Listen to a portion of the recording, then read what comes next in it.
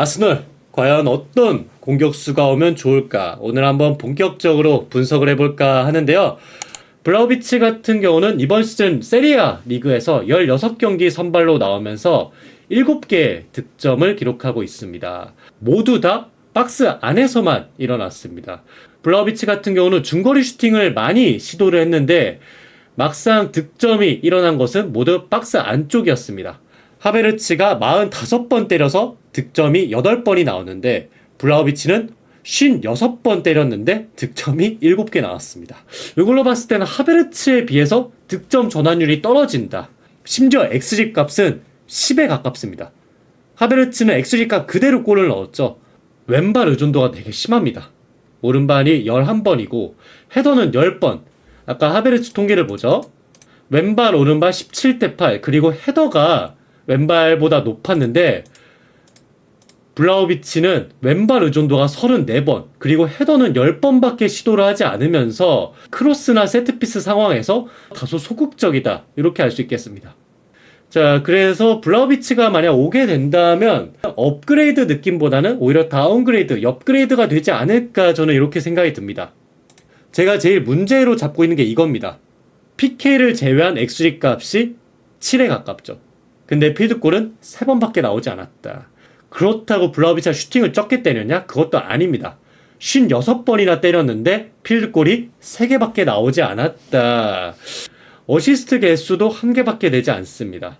하베르츠가 터치가 743번, 박스 안에서 터치가 98번인데 블라우비치는 터치 횟수가 400번대, 박스 안에서 터치가 80, 볼 경합 성공 횟수나 공중볼 경합 횟수 26번입니다. 하베르츠는 몇 번이었냐? 56번이었습니다. 2배 이상 많네요. 하베르츠가 블라우비치보다는 전방에서 비벼주거나 터치 횟수가 모두 거의 2배가량 높다. 자, 그럼 이렇게 정리를 해보면 필드골은 3번밖에 없었고 그렇다고 박스 안이나 터치 역시도 하베르츠보다 떨어지고 공중볼 경험 역시도 하베르츠랑 약 2배 이상 차이가 나고 리그 내에서 성적만 봤을 때 블라우비치가 오는 게 맞나? 이런 생각이 들긴 합니다, 저는. 자, 그러면 챔피언스 리그 통계를 한번 보죠. 근데 챔피언스 리그에서는 XG 값이 약 2점대인데 득점은 4번 기록하면서 리그에서보다는 챔스가 그나마 나았다. 근데 확실히 리그랑 똑같이 왼발 의존도는 확실히 높다. 이렇게 알 수 있습니다. 자, 이렇게 블라우비치 한번 정리를 해봤고요.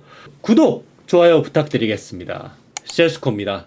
세스코 같은 경우는 이번 겨울뿐만 아니라 여름 이적 시장에서도 강하게 링크가 떴었던 선수입니다.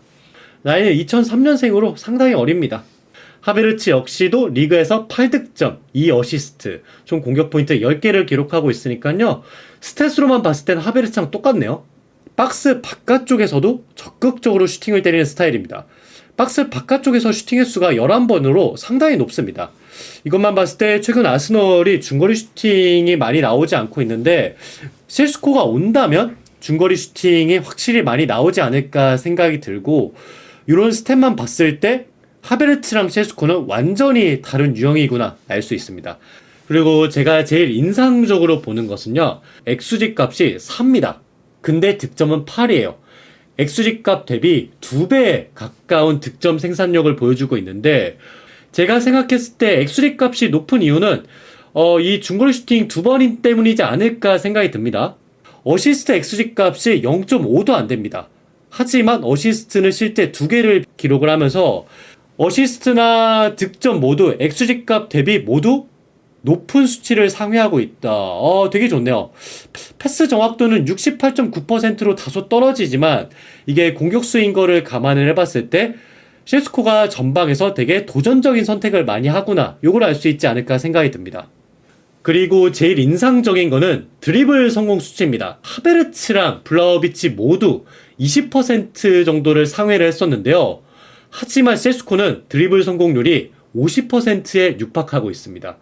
이것만 봐도 아스널의 새로운 옵션을 제공할 수 있지 않을까 생각이 듭니다. 중거리 슈팅을 즐겨하고 드리블 성공을 즐겨하는 전방 스트라이커.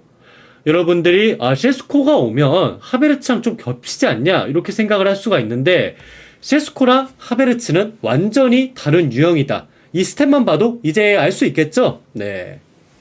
볼 경합 성공도 40%대면 나쁘지 않고 공중볼 경합이 공격수가 50%가 넘는 거는 되게 좋은 수치다. 저는 이렇게 생각을 합니다. 그러면 챔피언스 리그에서는 어땠냐?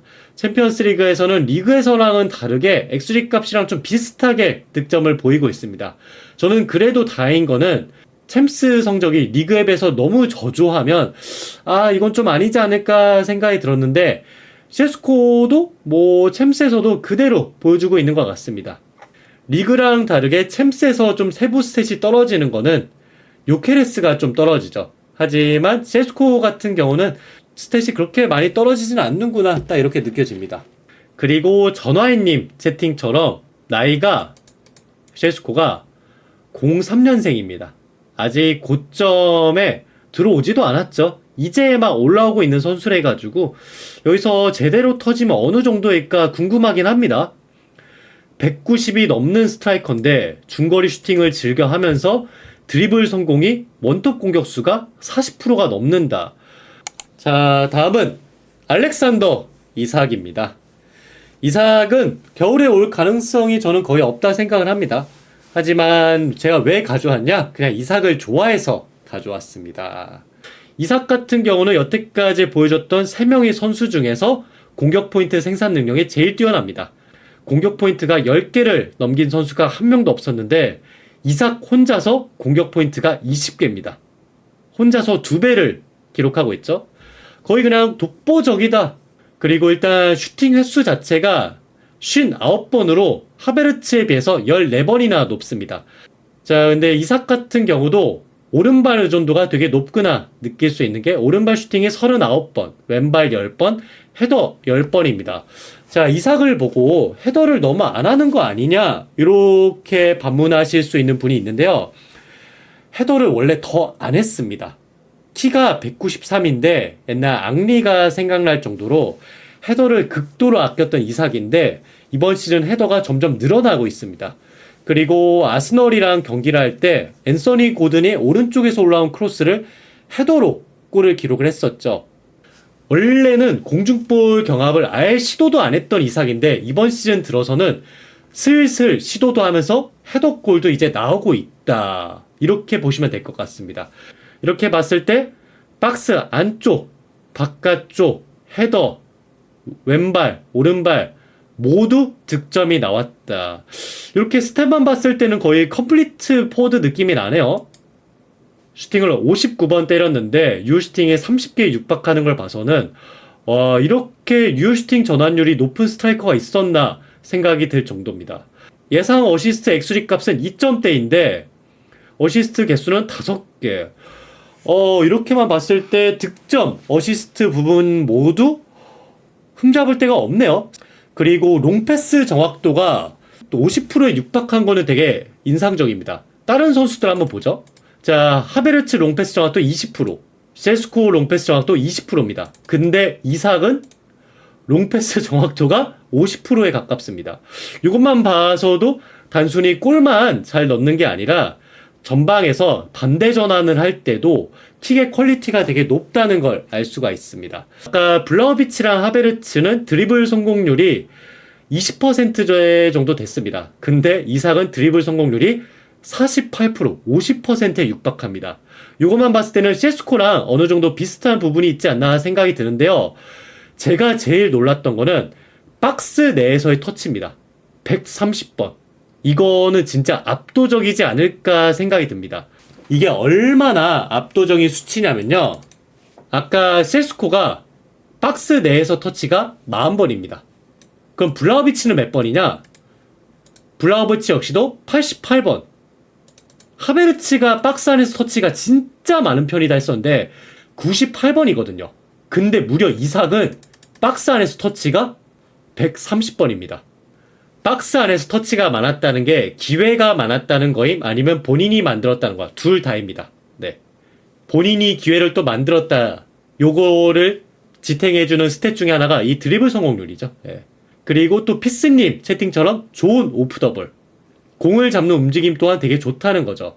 최근에 뉴캐슬이 제이콥 머피가 득점력이 많이 올라왔는데 제이콥 머피가 그럼 왜 최근에 골을 많이 기록하냐?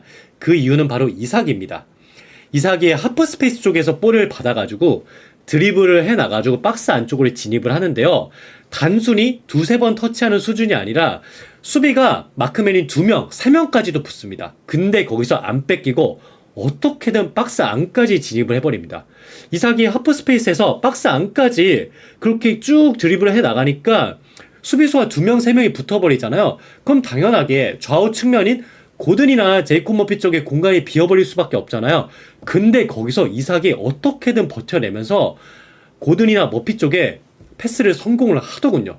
그러면서 당연히 고든이나 머피는 마크맨 압박이 붙지 않은 프리한 상태에서 볼을 받으니까 그런 상황에서 뉴캐슬이 득점이 최근 많이 나왔습니다. 확실히 하베르츠랑 제일 차이가 많은 거가 공중볼 경합 성공률입니다. 애초에 공중볼 경합 성공 횟수가 18번밖에 안 됩니다.